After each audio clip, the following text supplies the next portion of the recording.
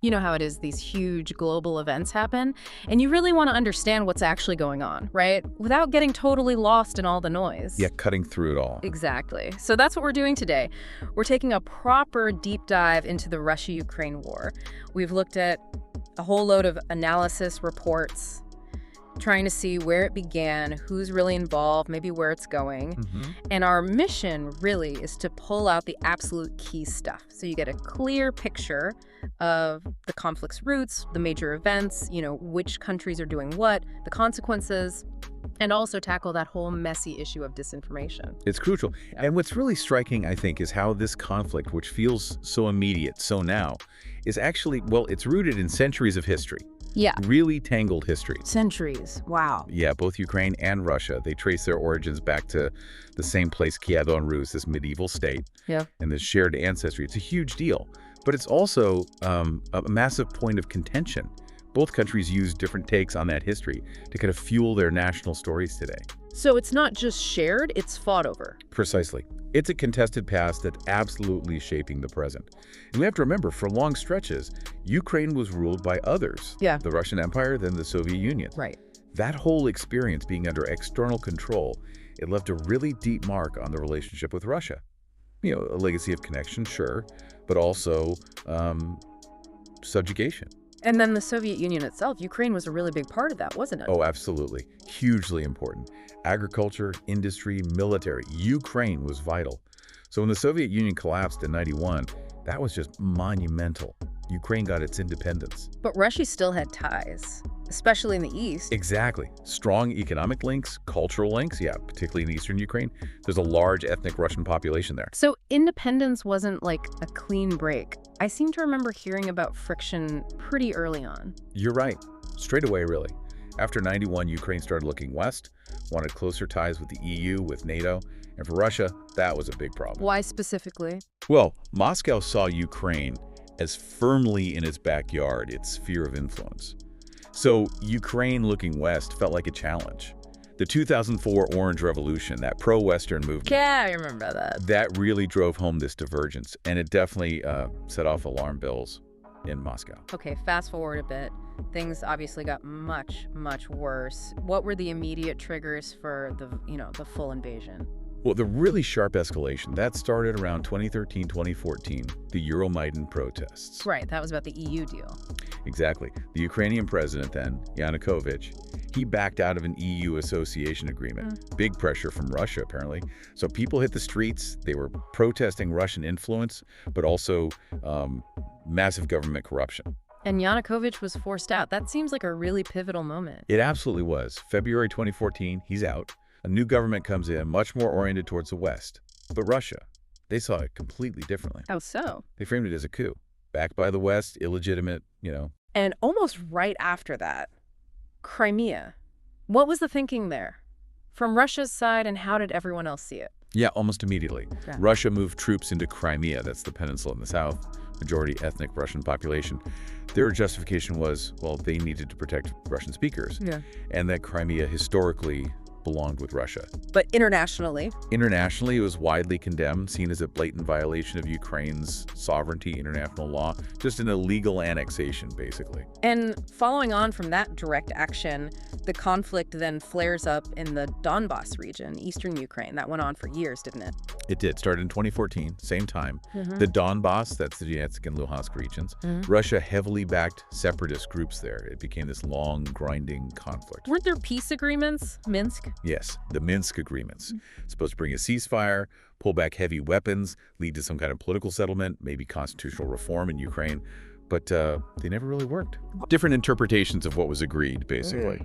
And no real way to enforce it, just stalled. Which takes us, unfortunately, to February 2022, the full-scale invasion. What reasons did Russia give for such a massive escalation? They gave a few key justifications. Preventing Ukraine from joining NATO was one. Then there was this claim about needing to denazify Ukraine. Nazify. Yeah, and protecting Russian speakers. But it's really important to say those last 2 points, especially the idea of widespread Nazism or genocide, They've been comprehensively debunked. It's widely seen as disinformation. Right.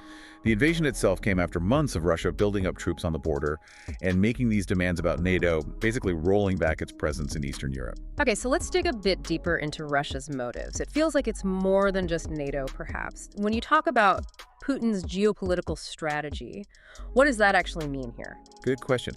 It refers to sort of Putin's long-term vision for Russia's place in the world, especially its neighborhood. He seems to see Ukraine getting closer to the West as a direct threat, a threat to Russia's influence, its security. There's also this persistent idea he talks about, the Russian world, Ruski Mir. It suggests Ukraine is historically, culturally, just part of Russia, belongs in his orbit. And the NATO aspect specifically, how big a factor was that? I mean, isn't there an argument that countries wanted to join NATO because they were worried about Russia in the first place, given the history? Absolutely, NATO expansion is a huge issue for Moscow. They see it as threatening, like encirclement. NATO, of course, says it's just responding to democratic choices by countries like Poland, the Baltics. Who have their own memories of Soviet times. Exactly. They wanted security guarantees. So while Ukraine potentially joining NATO was a stated reason for 2022, some analysts argue it might have been more of a pretext, a cover for broader ambitions regarding Ukraine itself. That narrative about NATO often ignores why those Eastern European countries were so keen to join. Were there things going on inside Russia, too? Domestic politics playing a role? It's thought so, yeah. Some believe the war was partly used to maybe shore up support at home, rallying people around the flag against supposed Western aggression. But is that working? Is everyone in Russia behind it? Well, that's the thing. Reports suggest public opinion is actually quite mixed. It's definitely not the solid wall of support that state media might suggest.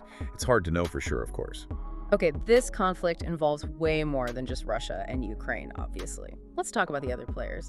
Ukraine first, their position is clear, right? Absolutely. For Ukraine, it's fundamentally about defending their country, their sovereignty, their right to exist. They've received a massive amount of military aid, humanitarian aid from the West. And honestly, their resilience has been pretty remarkable. They even managed significant counteroffensives in 2022, 2023. And Russia, the aggressor, what's the situation for them on the ground now, roughly? As of now, 2025, estimates suggest Russia occupies maybe around 20% of Ukrainian territory. They've had to lean heavily on their own arms production, and they're getting weapons and supplies from allies like North Korea. The U.S. has been central to supporting Ukraine. What's their role been, specifically? Hugely significant. Massive military aid packages. Things like the HIMARS rocket systems made a real difference. And the U.S. really led the charge on imposing tough economic sanctions on Russia. But there's a potential change coming there with President Trump. That's the big question mark, isn't it? Okay. Trump won the 2024 election, and he's expressed views suggesting he might cut back aid to Ukraine. That's a major worry for Kiev, obviously. Could really shift things. What about NATO as a whole, as an alliance? NATO's main role has been coordinating weapon supplies, training Ukrainian troops. Yeah. But they've been very careful not to get directly involved militarily, trying to avoid a wider war with Russia. And ironically, as we mentioned, the war has actually strengthened NATO. Finland and Sweden, historically neutral, decided to join. But you still have to remember, NATO expansion remains a key grievance for Russia. And the European Union, what's their contribution? The EU's been big on economic support for Ukraine, and they've hit Russia with a lot of sanctions too. And perhaps symbolically important, they granted Ukraine EU candidate status back in 2022, a signal for the future. Are there other countries playing significant, maybe less obvious roles? Yeah, definitely. Turkey, for example, has carved out this interesting role as a mediator. They helped broker the deal to get grain exports out of Ukraine, manage some prisoner swaps. China's position is complex. They've mostly echoed Russian talking points, but seem cautious about providing direct military aid. And North Korea, as I said, has become a key arms supplier for Russia. Okay, understanding who's doing what is vital. But you mentioned disinformation earlier. That seems like another whole layer to this war. What kind of things are we talking about, and why do these stories even catch on? It's a massive part of it, the information war. A huge amount of disinformation, especially from the Russian side, trying to justify the invasion, muddy the waters, create confusion. Like what, for example? Well, one really prominent one was the conspiracy about U.S.-run biolabs in Ukraine, supposedly developing bioweapons. I remember hearing that. Yeah, Russia pushed it hard. It's been completely debunked by the UN, independent experts. It actually taps into older conspiracy theories. These things often work by playing on existing fears or distrust of governments institutions, and they spread like wildfire online. And the narrative about Ukraine being a neo-Nazi state, that one seems persistent. That's central to the whole denazification justification Russia uses. They paint the Ukrainian government as fascist. Now, are there far-right groups in Ukraine? Yes, like in many countries. But they have very little actual political power. Ukraine has a democratically elected Jewish president. Right. But the narrative persists, partly because it evokes Soviet-era propaganda against fascism. And it lets Russia frame its invasion, bizarrely, as liberation, even though it's just not based on fact. There was even a theory the war itself was fake. How does something like that even get started? Yeah, the war is a hoax idea. It popped up on some social media corners, mainly in the US actually. People point to maybe a lack of constant battle footage or see a repaired building somewhere and claim it proves it's all staged. But the evidence of destruction is overwhelming. Exactly. It seems to appeal to people already deeply suspicious of all mainstream news and official accounts. In confusing times, maybe some people find comfort in these hidden truth explanations, however outlandish they seem. And Russia is pushing narratives internally too, right? To its own people. Oh, definitely. A very common theme in Russian state media is that this whole thing is a Western plot, that the West wants to weaken or destroy Russia.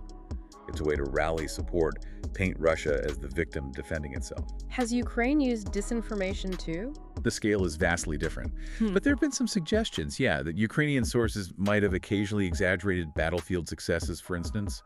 But the systematic state-level disinformation campaign seems overwhelmingly Russian. And where does all this stuff spread? How does it get out? Mainly through state-controlled outlets like RT, Sputnik, which are banned in some places now but still operate elsewhere, and heavily through social media. Telegram's huge, TikTok. Russia definitely targets international audiences, not just domestic ones. Okay, let's turn to the consequences. The human cost. Yeah. It's hard to even comprehend. Can you give us a sense of the numbers? It's truly horrific. The UN confirmed over 10,000 civilian deaths by late 2023 and more than 18,500 injured, and those are just the confirmed figures. The real numbers are likely much higher. And military casualties. Also staggering. Estimates vary wildly, which is typical in war, but figures suggest maybe around 120,000 Russian military deaths and perhaps 70,000 Ukrainian by late 2023. Again, estimates. And then there are the refugees. Over 8 million Ukrainians have fled the country. Millions more are displaced inside Ukraine. The trauma. It's immense. And the economic damage must be enormous, too. Devastating. Ukraine's economy basically shrank massively. Damage to infrastructure, homes, businesses, estimated at $100 billion just by 2022. Russia's economy has also taken a big hit from sanctions, losing access to markets, technology, plus there's been a brain drain, educated Russians leaving the country. Beyond the immediate cost, what about the bigger geopolitical picture? How has this war changed things? Profoundly. We touched on NATO. The war has somewhat paradoxically given it a renewed sense of purpose. Finland and Sweden joining is huge. Right. It's also pushed Ukraine much closer to the EU. On the flip side, Russia seems more isolated, its influence possibly waning in places like the Middle East where it used to be a bigger player. And it's shown just how vulnerable global energy supplies and food chains could be. Has it changed warfare itself? The technology? Absolutely. It's really been a showcase for drones, for surveillance, for attacks. Small, cheap drones alongside sophisticated ones, and also the impact of long-range precision missiles, like HIMARS. It's giving military planners everywhere a lot to think about regarding future conflicts. Looking forward then, how does this end? It feels so stuck. Are there ways out? It's incredibly difficult. Both sides seem really dug in, but there are potential paths, theoretically. A negotiated ceasefire is one possibility. What would that involve? Well, likely some kind of deal involving Russian withdrawal from territory, though how much territory is a huge sticking point perhaps, in exchange for security guarantees for Ukraine. But Ukraine insists on full territorial restoration, back to 1991 borders.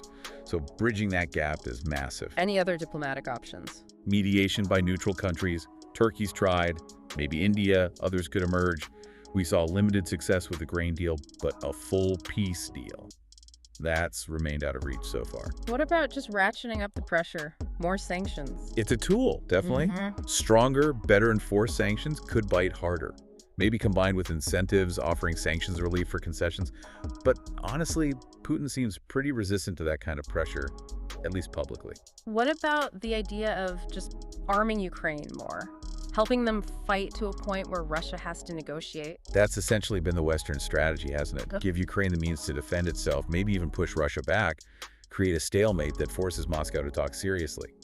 The big risk there, as we said, is if that Western support falters, especially from the U.S. under Trump. So really, long-term peace needs more. Yeah, at the end of the day, lasting peace probably requires tackling the root causes. Russia's security concerns, however you view them, need acknowledging somehow.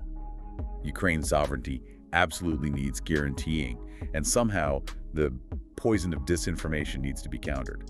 That's a tall order. So crystal ball time. What's the most likely outlook? Where does this go? It's so uncertain. So much depends on the military situation on the ground.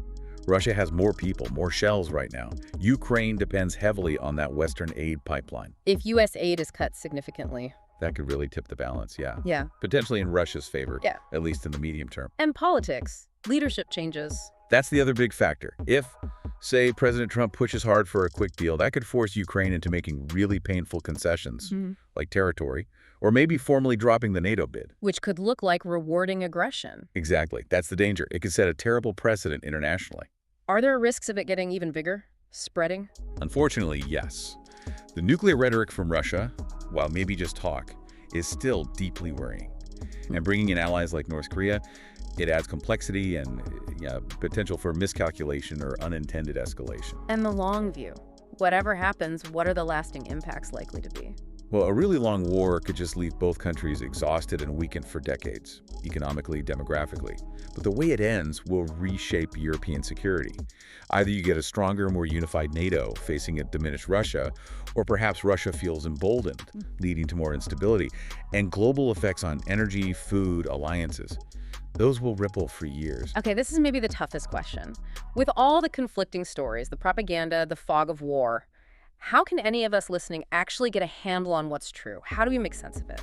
That is the million-dollar question, isn't it? And the honest answer is absolute 100% certainty. It's impossible. There's deliberate disinformation, genuine confusion, different perspectives, information gaps. So what do we do? We have to be critical consumers of information. We've used sources like the Council on Foreign Relations, BBC Atlantic Council trying for respected analysis. But even the best sources can have perspectives, right? Western sources might focus heavily on Russian aggression, maybe downplay NATO's role in the lead-up. Russian sources, well, they often rely on claims that just aren't verified. So your advice for listeners trying to figure it out? Be skeptical, especially of simple stories where one side is pure evil and the other pure good. Cross-reference everything. Look for different sources, international news, maybe think tank reports, even official statements from governments, but read them critically. Look for fact-checking sites, BBC Reality Check, EDMO in Europe. They do good work debunking specific claims. But even they can't catch everything. No, they can't. So ultimately, it's about developing your own critical judgment. Seek out diverse views, ask questions, and just accept that some things will remain uncertain. Avoid falling for easy answers. Okay, so let's try and pull this together. We've gone through the deep history, the centuries-long roots, Ukraine's journey, the post-Soviet tensions.